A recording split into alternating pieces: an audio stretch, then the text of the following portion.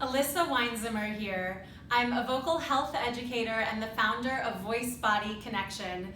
And today in my How to Warm Up video series, we are using straws. Yay! Okay, so straws are a wonderful tool for warming up our voice. A lot of voice teachers have been talking about them over the last number of years, especially since a voice doctor named Ingo Tietze came out with a really interesting video about how to practice straw phonation, it's called.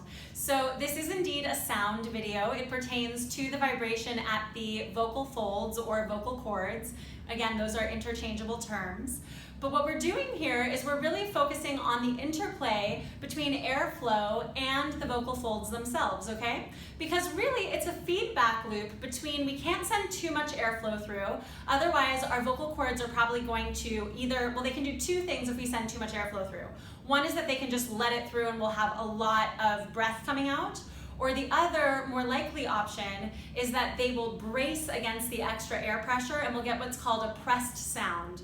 The pressed thing is what caused me to lose my voice when I was vocally pushing. And so it's really important that we don't go into that mode. That sounds a little bit like this. Ah, ah. Can you hear how there's a little bit of that? It's almost the mom, stop yelling at me. I'm not yelling at you type sound, right? So we don't want to do that, and we also don't want to send too little airflow through because then we're going to get a breathy sound, which would sound something like this. So we're trying to get an optimum amount of airflow through the vocal folds so the vocal folds can engage nicely in their vibratory movement without needing to use excess effort, okay?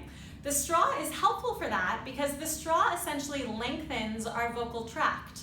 So again, our vocal tract is the tube that goes from glottis, level of the vocal cords, up through the pharynx, the throat, into our oral cavity and our nasal passages, okay?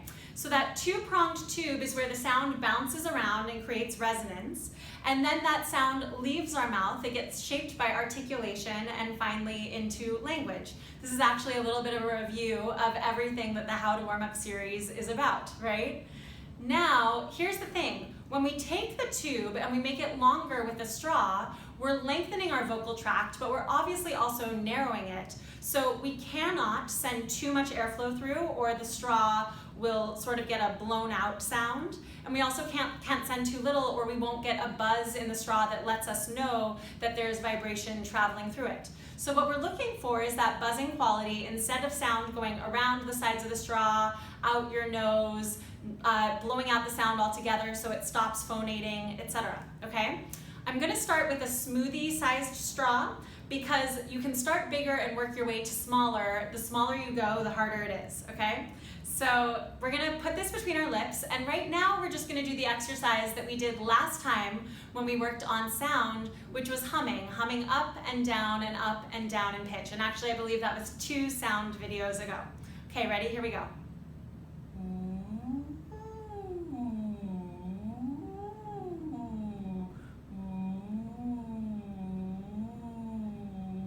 You might have heard right at the beginning that my voice cut out for a second, which actually had to do with airflow. So the straw is a really good reminder that I need to be sending continuous airflow through. Let me try that glide one more time.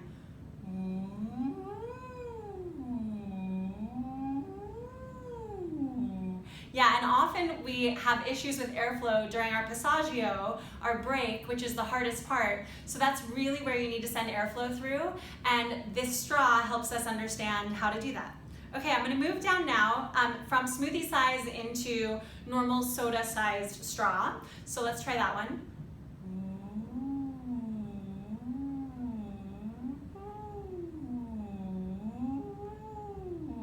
There we go. So this is really letting me know when I stop my airflow and when I'm sending too much or too little through.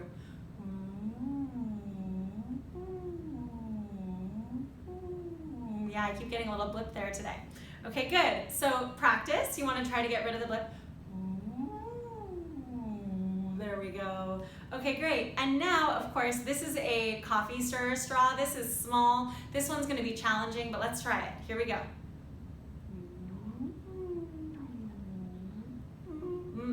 Definite blip there.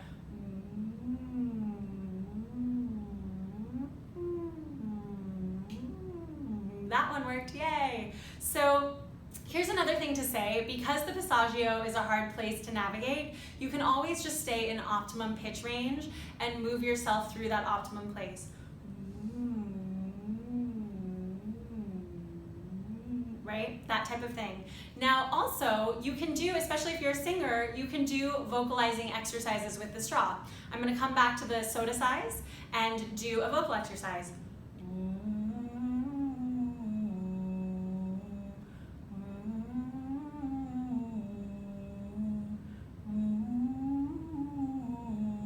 So you can go on, so on and so forth like that. You can do any sort of vocalizing you would do through the straw. It's a really nice way to take pressure off of your throat, to remind you to not work too hard, but of course to send the airflow through and not let that fall back.